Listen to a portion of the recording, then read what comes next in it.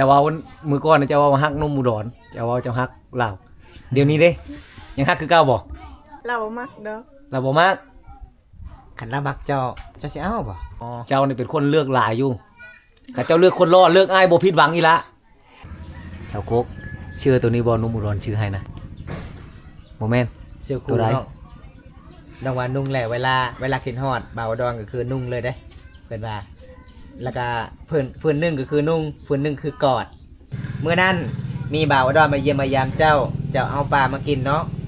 ตอนนั้นเจ้าก็กิ้งเลยหาปลาเด้อทุกคน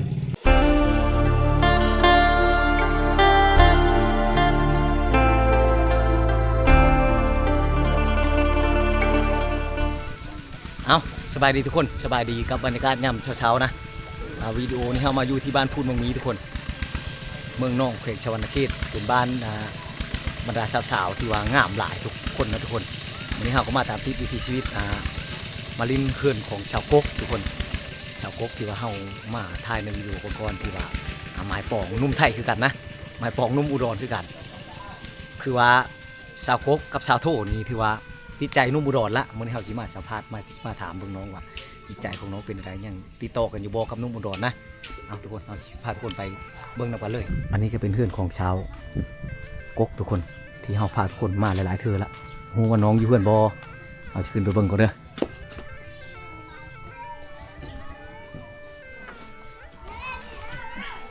บ้านชวนชาวกก บ้านชวนไปว่าจังได สบายดี สบายดีคอยหักเจ้า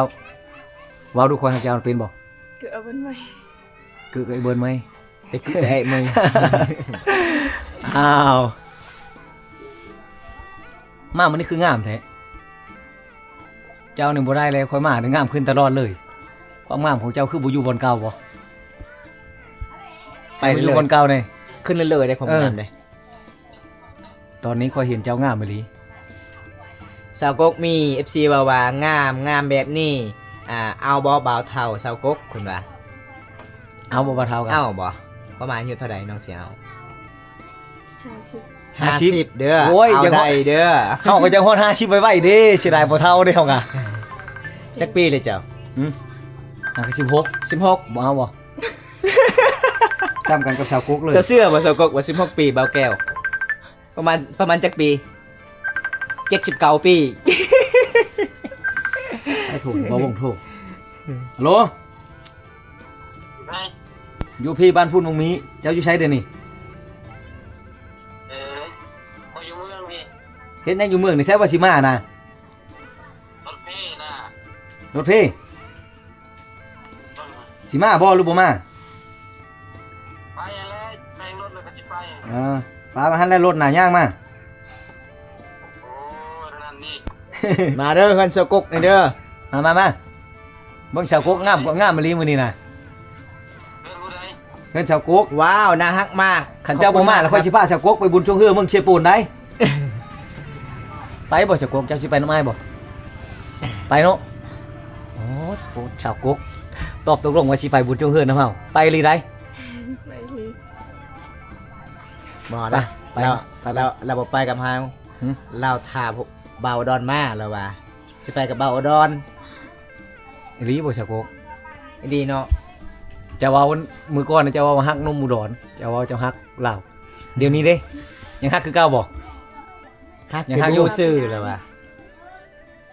จะบ่ได้ติดต่อกันกับลาวบ่เดี๋ยวนี้ ติดต่อ ติดต่ออยู่ ฮักแต่บ่กล้าบอก ชื่อน่ะบ่ฮู้ชื่อเราน่ะแสดงว่าเจ้านี่แอมฮักเราครั้งเดียว เราบ่ฮักเจ้าหรือว่าเราก็ฮักเจ้าอยู่บ่ล่มก็ต้องฮู้จักเจ้าต้องฮู้จักเราล่ะเราคิดจังไดกับเจ้าเจ้าคิดว่าเราฮักเจ้าบ่หรือบ่ฮักบ่ฮักแต่เจ้าเด้ฮักเราบ่จักเปอร์เซ็นต์ หักเป็นอาม ฮักเป็นนายแล้วบัดนี้ชื่อนุ่มอุดรเฮาผิดหวังแล้วมันฮะ ลาวใจดีนะ เราใจดี อาจจะดี ฮักเราใจดีชื่อบ่แม่นว่าเจ้าสิเอาเราคันเราจะเอาเจ้านี่จะเอาบ่ได้ฮะ เราบ่มักดอก เราบ่มาก ขันเรามักเจ้าสิเอาบ่ เบิ่งก่อน เบิ่งก่อน เบิ่งก่อน คุยกันก่อนเนาะคุยไปโดนๆเนาะมีใส่แบบใดเนาะถ้าถึกใจก็คือเอาได้ถ้าบ่ แส ถึก ดง ใจ ว่า เป็นพี่ เจ้า น้ เว้า อง ในนี้ค่อยฮู้แล้ว อ๋อ เจ้านี่เป็นคนเลือกหลายอยู่ข้าเจ้าเลือกคนรอเลือกอ้ายบ่ผิดหวังอีละ ไม่เลือกคนรอ นักว่า เลือกคนจริงใจ เลือกคนจริงใจ เลือกคนจริงใจให้เว้าแล้วคันเราจริงใจกับเจ้าเจ้าสิเอาบ่เจ้าเพิ่นยังว่าเบิ่งก่อนอีกอยู่ กะว่า ยังเบิ่งก่อนอีกอยู่ ก็คือน้องของมาที่น้องว่าเบิ่งก่อนก็ให้มันฮอด18 ปี แล้วก็จึงเอาได้น้องว่าตอนนี้อายุยังน้อยเอาพัวบ่ได้เพิ่นว่า ค่อยบ่ตีความหมายปานนั้นค่อยตีความหมายว่าเราอยากได้คนรอดเดี๋ยวนี้นะคันอยากได้คนรอดเจ้าเอามาอีละบ่าวบุญตาจับกล้องกันได้เป็นตากล้องกันได้สิไปกอดนี่กอดได้บ่ คันกอดได้โดดใช้ได้นี่ได้ ถ้าจะได้ค ห้าน ม ร ย อ อกน้องเด้อทุกคนเด้อ ถ้าจะได้คนรอก็คือเลือกคนมักใส่หมวกแดงเด้อ นุ่มโมกแดงนี่ เออ ชุดๆแล้ว เงินน่ะบ่มีแต่ความรอไอ้มีเพียบ 9 เดือน รอ9 เดือนเด้อทุกคนเด้อเว้าหลายสาวกกบ่อยากแน่หมดกองเฮาง ามหลายเลยสาวกกเลย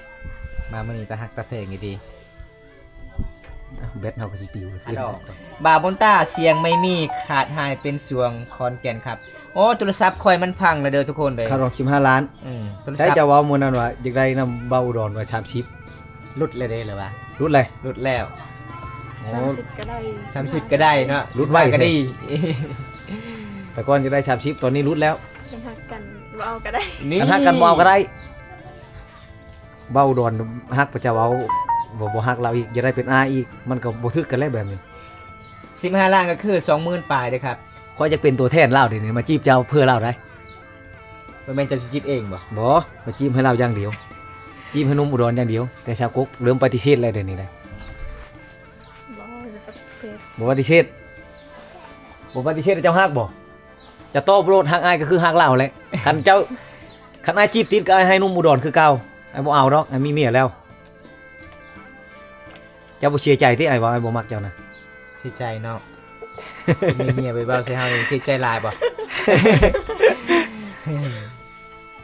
สบายดี FC เนี่ย FC สบายดี สบายดี สบายดีบันส่วนเด้อยินะกระไดเด้อ แซมเอ้ยเคยก็อย่า ชาวกกเรามาหาเจ้าอยากบ่อยากเราก็ต้องมีใจให้เจ้าแล้วน้อยหนึงชวนเจ้าบ่มีใจให้เราเลยน้อยหนึงกะ บ่ บ่มีเลย มี มีทางบสิก้อนเลยมีตามหลัง เอามาลงก็คือบ่มีกันตัดบออกไปนี่ใครแน่ FC คือนึงว่ามักแล้ว เอามาฝากแม่เนาะเพิ่นว่า มาฝากไอ้หยังเนาะบ่าวตาผู้สาวเป็นตาหักแท้เพิ่นว่าน่าฮักแท้เจ้าขับใจนี่ ขอบ เด้อ ใจเด้อ ขับใจเด้อเพิ่นว่าบ่มีหยังเด้อขายอง มีดีใจภาษาบ้านใดเพิ่นว่า ผู้สาววันพนมี พูดมักมี30 ล้านแต่งใดอยู่แต่นอกแต่ตองมาอยู่ไทยเด้อเพิ่นว่าอยู่ไทยได้บ่บ่ได้ บ่กล้าไป บ่กล้าไปบ่ฮู้ภาษาเลยฮู้แต่ฉันรักเธอ เอาถ้ามักน้องก็คือต้องไปอยู่ลาวเด้วยครับ น้องเว้าไทยบ่ค่อยเก่ง ขนาดเว้าลาวบอมตาวถามว่าอายจะไปใส่อายคอยกันเลยไปไล่หมู่ สุดท้ายก็คือไปตะกัวอลี ตะกัวอลีคืออายเพิ่นก็เฮ็ดคอกหมู่ทุกคนเลย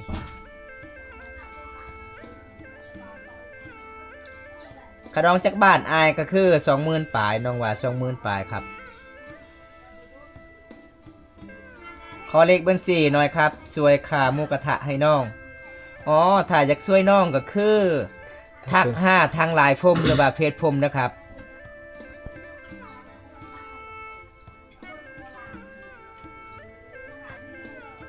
เดี๋ยวผมก็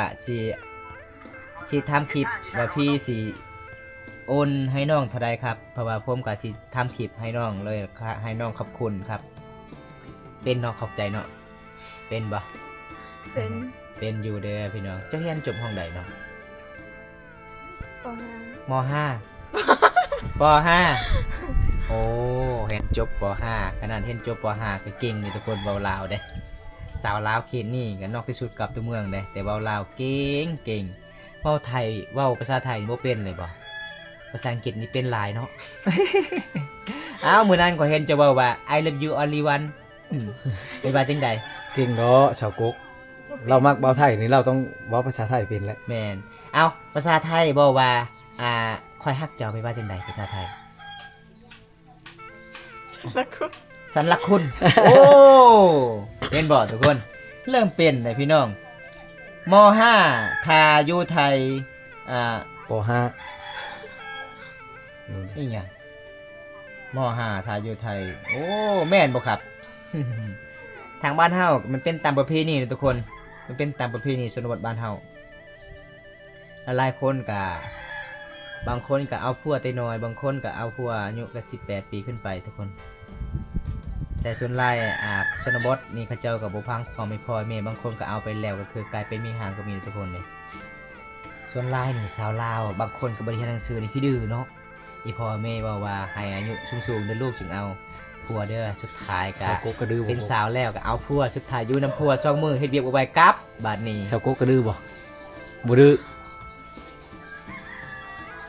ยังบ่อยากเอา ยังบ่อยากเอา ยังซอยเวียกพ่อแม่เนาะยังช่วยไอ้แม่เนาะไอ้พ่อบ่มี เอาขันจะเอาผัวแห้งเด็กแล้วมีผู้มาช่วยไอ้ดูได้ละมาเอาบ่ ไอ้ดูได้ขี้โม้เชื่อผู้ชายอีกแล้วบัดนี้ทุกคน คำบ่ได้ขี้โม้ว่ายำผู้สาวบ่มักบ่ ต้องตัวได้หน่อยหนึงผู้ชายจังมาก มีรถจักรก็บ่มีรถใหญ่ โอ้บ่กล้าตัวนั้นมือเลยยันอันนั้น แต่ว่าเรื่องดูนี่เฮาตัวได้ตอนเฮาไปจีบเฮาเฮ็ดดูแล้วไปเฮ็ดเวียกช่วยเขาบัดเอามือเริ่มเอาแต่งเป็นเมียเฮาแล้วเฮาจังนอนเวียนให้เบิ่ง FC ว่าสวยครับสวยมากเพิ่นว่า เข้าใจเด้อ ขอบใจเด้อสวยมากภาษาบ้านเจ้าไปว่าจังใด อ๋อทาง เอา อ้อ เอาทาง อ้อทั้งงามหลายเด้ อ๋อลือ อ้อนึก็เว้าลาวได้อยู่คือกัน โอ้ถ้าเว้าลาวได้ก็คือนั่งล่มนั่งเล่นกับน้องเลยเด้อทุกคนเลยน้องก็เว้าลาวเป็นอยู่อันเว้าไทยนี่มีที่เป็นสันลักคุณเพิ่นว่า ว่าบ่เคยเก่งปานใดภาษาไทยพี่น้องเอ้ยส่วนหลายนี่ชนบทบ้านเฮานี่ว่าภาษาไทยนี่เบิ่งทีวีเนาะอ๋อเอาแบบอย่างทุกคนเลยเวลาเขาเจ้าเบิ่งหนังก็คือเขาเจ้าก็เว้าตามหนังเลย ขันเจ้าเบิ่งละครหลายนี่เวลาเขาตบวันนี้เจ้าเฮ็ดแล้วเนาะเจ้าก็ใช่แล้วเนาะ เวลาผิดกันคือผู้บ่าวใช่รถบ่ เออ เจ้าเคยมีได้ผู้บ่าวเนาะตอนนั้นเนาะ แต่เวลาเบิ่งหนังเตะใหม่เจ้าก็เตะเลย เอ้าเจ้าเอามือก่อนวางทำไมว่าเจ้าคบผู้บ่าวตอนนั้น ไว้ได้คันเบิ่งหนังแล้วหนังมันให้นะให้ตาม ให้ตามเลย โอ้น้องเจ้า หมู หมู่เจ้า เจ้าก็ให้นำบ่ เป็นยัง ชอบไว้ให้นำผู้บ่าวอีกเจ้าก็ เจ้าเคยคบผู้บ่าวหลายคนเจ้าเว้าน้องคอยมื้อนั้นแล้ว อ๋อ 6 คนพร้อมกันเลยเจ้าเว้าเจ้าคบนะแชทผู้นั้นน่ะแชทผู้นี้แชทผู้นั้นแชทผู้นี้อยู่คันผู้ใดมาขึ้นก่อนค่อยคันค่อยเป็นผู้ที่5ที่6คนมาค่อยรักมาเลยเกือบเขา เลยอันเฉลยนางทีนางอาเจียงเพิ่มโนกระเดียบตาเจียงอันเดียว อ่ะ นางแง่นางเจียงน่ะ นางสร้างเนาะอ๋ออยู่สวรรณเขตเนาะบ้านเฮาเนาะสวรรณเขตเด้อคาดอง ขาดองน้องบ่เอา ใส่ไม้ ขาดองน้องบ่เอา แม่นครับ 30,000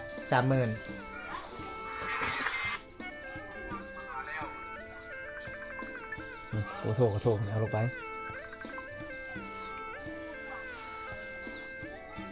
FC ถามว่าอยู่ไสเนาะบ้านเจ้าอยู่ไสเนาะ อยู่วันพุธนี้ บ้านภูมักมี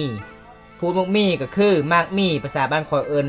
วีลปานไนเด้อทุกคน บ่แม่นมักทุเรียนลาวบ่ มักทุเรียนลาวภาษาไทยเอิ้นว่าจังไดมักมี ฮะ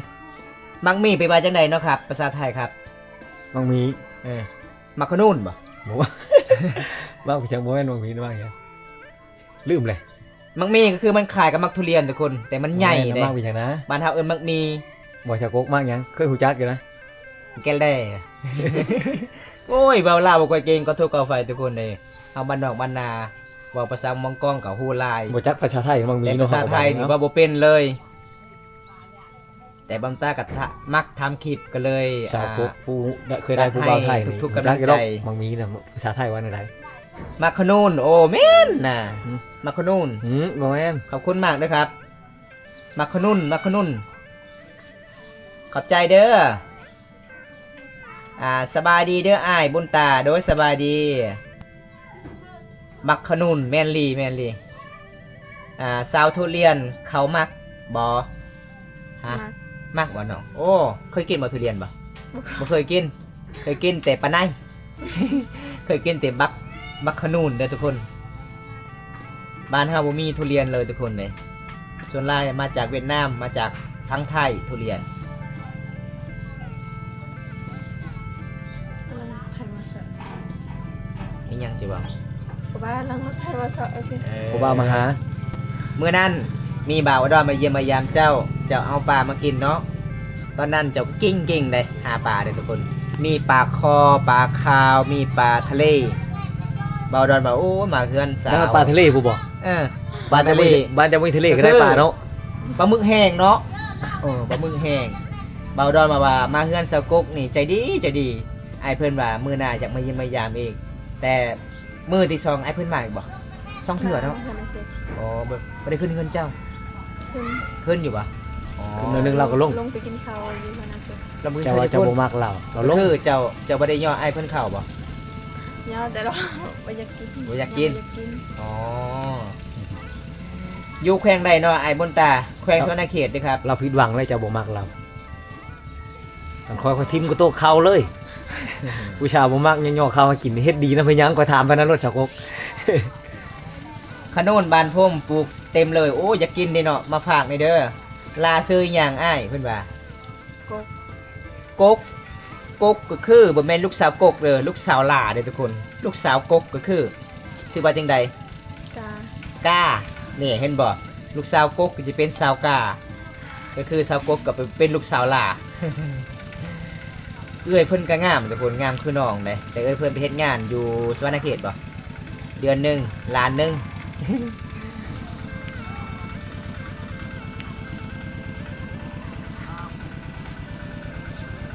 เอาทักทายสบายดีเด้อคอมเมนต์มาได้เด้อพี่น้องคอมเมนต์มาได้เด้อนี่บ่โดนกะสิปิดไลฟ์สดพี่จังหวัดอะไรครับเมืองนอกสวรรณเขต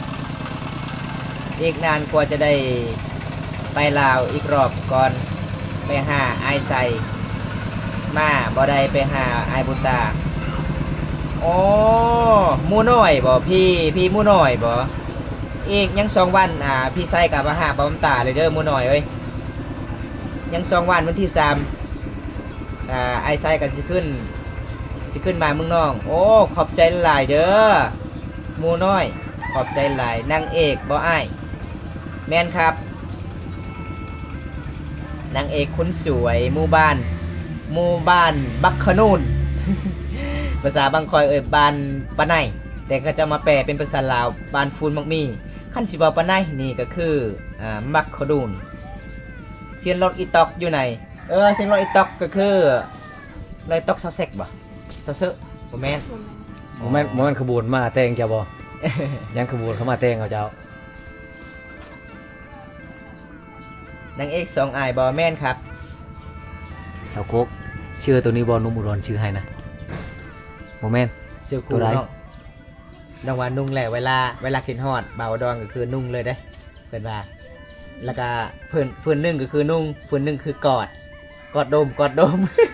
ชาวกกบ่มักนะเว้าแล้วสิหันข้างแค่นี้ เป็นหนึ่งให้แม่ ให้แม่ถ้าไปจะเอามาขนมสุกมาฝากโดยขอบใจหลายเด้อมื้อน้อยโดนเลยเนาะว่าสิมาลาวเนาะถ้ามาก็คือมาเยี่ยมมายามบ่าวบุญตาได้เด้อเดี๋ยวบ่าวบุญตากันสิพาไปเลาะรับชมชนบทบ้านเฮาบ่ผิดหวังเลยไปกับบ่าวบุญตาปลอดภัยแน่นอน